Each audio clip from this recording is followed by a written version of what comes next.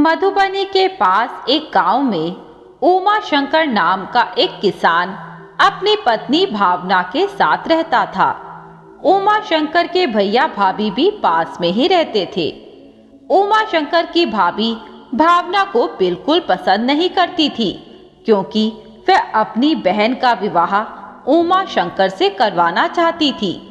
दिवाली के दिन पूरा परिवार एक साथ पूजा पाठ कर त्योहार मनाता था। भावना की ये पहली दिवाली थी। उसने अपनी जेठानी से पूछा, दीदी, आप लोग छठ पूजा का पर्व कैसे मनाते हैं? मुझे बता दीजिए, जिससे मैं समय पर सारी तैयारी कर सकूं। तब उसकी जेठानी ने कहा, तूने अपने पीहर में कुछ भी नहीं सीखा, सब कुछ मैं ही बताती रहूं। ये कहकर वह अपने घर चली गई। भावना को बुरा लगा, लेकिन वह कुछ नहीं बोली। वह छठ मैया का ध्यान कर कहने लगी, हे छठ मैया, मेरे पीहर में तो मेरी माँ सब तैयारियां कर लेती थी। यहाँ तो बताने वाला कोई नहीं है। मेरी पहली छठ पूजा है। यदि मुझसे कोई भूल हो जाए तो क्षमा करना। छठ पूजा के दिन भावना की जेठानी उसे बुलाने आई, क्योंकि पूरा परिवार एक साथ पूजा करता था। भावना सबके साथ नदी के किनारे पहुंच गई। जब उसने पूजा शुरू की तो उसकी जेठानी ने कहा, तुझे कुछ पता भी है कैसे पूजा होती है? भावना ने कहा, जैसे आप पूजा करेंगी वैसे ही मैं भी कर लूंगी। दोनों ने पूजा शुरू की। भावना की जेठानी ने एक साड़ी तीनों गन्नों के ऊपर लपेटकर छठ मैया को अर्पण की। तभी भावना को ध्यान आया कि वह तो साड़ी लाई ही नहीं। उसने अपनी जेठानी को बताया तो उसने कहा, तूने तो बहुत बड़ी गलती कर दी। अब छठ मैया तुझसे रुष्ट होकर पता नहीं तेरे साथ क्या करेंगी। भावना ने उमा शंकर को बताया तो उसने कहा, तुम पूजा करो, मैं कहीं से साड़ी लेकर आता हूँ। भावना पूजा करने लगी। उमा शंकर साड़ी खरीदने चला गया। बहुत देर बाद वह आया तो उसने बताया कि कहीं भी साड़ी नहीं मिल पाई है, सुबह होने पर ही साड़ी मिल पाएगी। तब जेठानी ने कहा, यह तो बहुत बड़ा अपशगुन हो गया। अब छठ मैया तुम्हें दंड अवश्य देंगी। सुबह होते ही अर्घ देने का समय हुआ।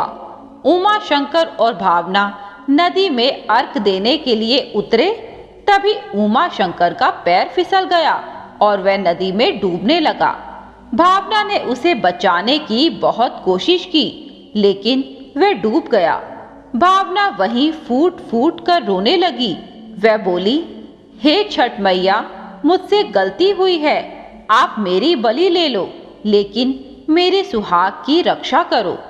यह सब देखकर उसकी जेठानी ने कहा, तेरे ही कर्मों की सजा तेरे पति को मिली है। छठ मैया को मनाना इतना आसान नहीं है। भावना ने कहा, मैया, मेरे पति को जीवन दान दो, नहीं तो मैं भी आज छठ के दिन यहीं अपने प्राण त्याग दूंगी। इसी तरह पूरा दिन बीत गया। भावना वहीं नदी किनारे बैठकर छठ मैया का ध्यान करती रही। अगले दिन सुबह भावना ने छठ मैया का ध्यान करके कहा, माँ, मैं भी नदी में कूदकर जान दे रही हूँ। पति के बिना मैं जी कर क्या करूँगी। जैसे ही वह कूदने के लिए तैयार हुई, तभी उसके कानों में किसी की आवाज आई। उसने देखा, कुछ दूर से उमा शंकर दौड़ता हुआ आ रहा था। भावना उसे देखकर रोने लगी। उमा शंकर ने बताया कि मैं डूब रहा था, तभी किसी ने हाथ पकड़कर मुझे खींचा और दूसरे किनारे पर पटक दिया। आज सुबह मुझे होश आया तो एक नाव वाला इस किनारे पर ले आया। तब से मैं तुम्हें ढूंढ रहा हूँ। भावना ने कहा, वह कोई और नहीं, छठ मैया थी, जिन्होंने मेरी पुकार सुन ली और आपको मेरे सामने लाकर खड़ा कर दिया। उमा शंकर के भाई ने उसे गले लगा लिया। भावना की जेठानी ने कहा, बहन, मुझे माफ कर दो। मैं हमेशा तुम्हें बुरा भला कहती रहती थी, लेकिन आज तुम्हारी तपस्या देखकर मैं अपने किए पर बहुत पछता रही हूँ। तभी भावना ने कहा, आप मेरी बड़ी बहन हैं, आप मुझसे माफी मांगकर मुझे शर्मिंदा ना करें। पूरे परिवार ने विधि पूर्वक छठ पैया की पूजा की। उस दिन से पूरा परिवार एक साथ खुशी खुशी रहने लगा। अमीर चंद कपड़े का बहुत बड़ा व्यापारी था। वह स्वभाव से बहुत कंजूस था। उसकी पत्नी शकुंतला और उसके 3 बेटे थे। अमीर चंद दुकान संभालता था और उसके तीनों बेटे दूसरे शहरों में जाकर कपड़े बेचते थे। शकुंतला बहुत सीधे स्वभाव की थी। एक दिन उसने अमीर चंद से कहा, आप दिन रात पैसा कमाने में लगे रहते हैं। जब हम बहुत गरीब थे तब आप हमेशा हमारे कुल देवता भगवान सूर्य देव की पूजा करते थे। हर वर्ष उनके मंदिर में जाते थे। आज उन्हीं की कृपा से हमारे पास सब कुछ है, लेकिन आप अब ना तो उनकी पूजा करते हैं, ना उनके मंदिर जाते हैं। यदि वे रुष्ट हो गए तो अनर्थ हो जाएगा। ये सुनकर अमीर चंद ने कहा, ठीक है, कुछ दिन बाद चलेंगे, अभी तो मेरे पास फुर्सत नहीं है। इसी तरह कुछ समय बीत जाता है। एक दिन शकुंतला ने अमीर चंद को फिर याद दिलाया तो वह बोला, मेरे पास समय नहीं है, दुकान पर इतना काम है, मैं नुकसान करके तो मंदिर नहीं जाऊंगा। तब शकुंतला ने कहा, अच्छा, आप कुछ दिन बाद चले जाना, लेकिन कल रविवार है, हम घर पर पूजा कर लेते हैं, पंडित जी को बुलाकर हवन करा लेते हैं। तब अमीर चंद ने कहा, अरे इसमें तो बहुत खर्चा हो जाएगा और पंडित जी को दक्षिणा भी देनी पड़ेगी और दुकान बंद करनी पड़ेगी, वो अलग से नुकसान होगा। ये सुनकर शकुंतला चुप रह गई।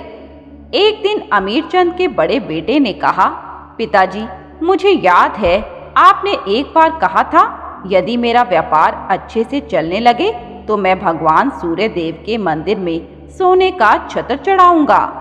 यह सुनकर अमीर चंद गुस्से में बोला, तू भी अपनी माँ की बातों में आ गया। मैंने ऐसा कुछ नहीं बोला और ये पैसा मैंने अपनी मेहनत से कमाया है।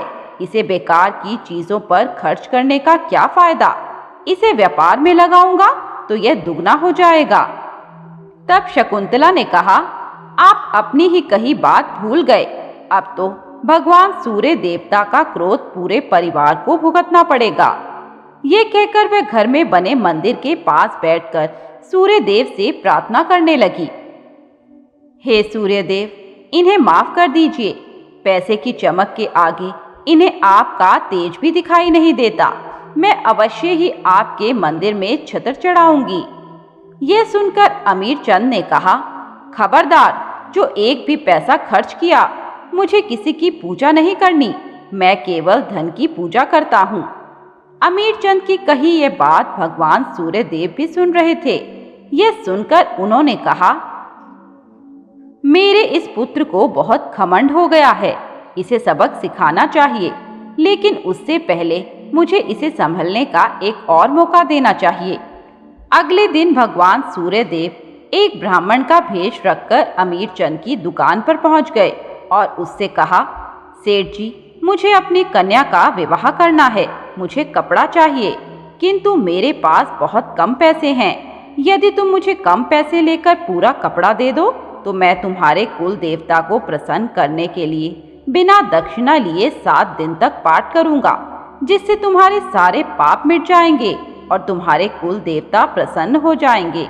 यह सुनकर अमीर चंद के बड़े बेटे ने कहा, पिताजी, आप पंडित जी की बात मान लीजिए, इससे आपको मंदिर भी नहीं जाना पड़ेगा और यह भगवान सूर्य देव की पूजा करेंगे, जिससे पुण्य आपको मिलेगा।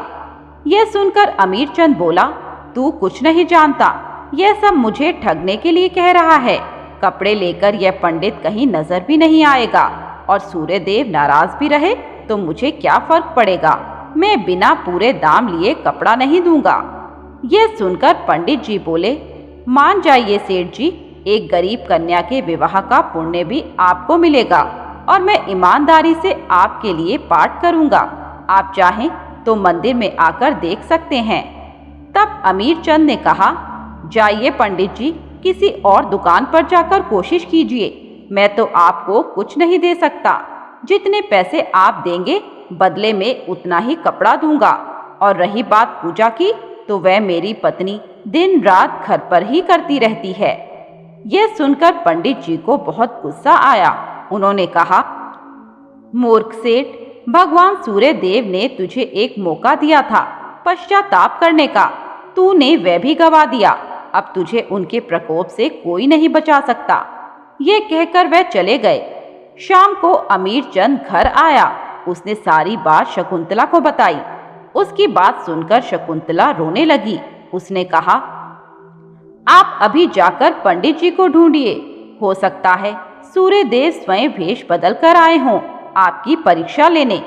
लेकिन अमीर चंद नहीं माना। अगले दिन वे सुबह दुकान पर पहुंचा। उसने जैसे ही दुकान खोली तो दुकान में सूर्य की रोशनी पहुंचते ही सारे कपड़ों में छोटे छोटे सुराख होने लगे। कुछ कपड़ों के रंग उड़ गए। वह तुरंत दुकान बंद करके घर आ गया। शकुंतला ने उसे फिर समझाया तो उसने कहा, अगर ऐसा है तो मैं रात में दुकान खोलूंगा। जब सूर्य ढल जाएगा तब दुकान पर जाया करूंगा, फिर देखता हूँ क्या होता है। अगले दिन से वह रात को सूरज ढलने के बाद दुकान खोलता और सूर्य उदय होने से पहले घर आ जाता। इससे उसकी दुकानदारी ठप हो गई। अमीर चंद रात भर दुकान खोलकर बैठा रहता। उसके पास एक भी ग्राहक नहीं आता था। एक दिन उसने अपने बड़े बेटे से कहा, तू दूसरे शहर जाकर कपड़ा बेच। सूर्य देव का प्रकोप मुझ पर है, इसलिए मैं दिन में बाहर नहीं जा सकता।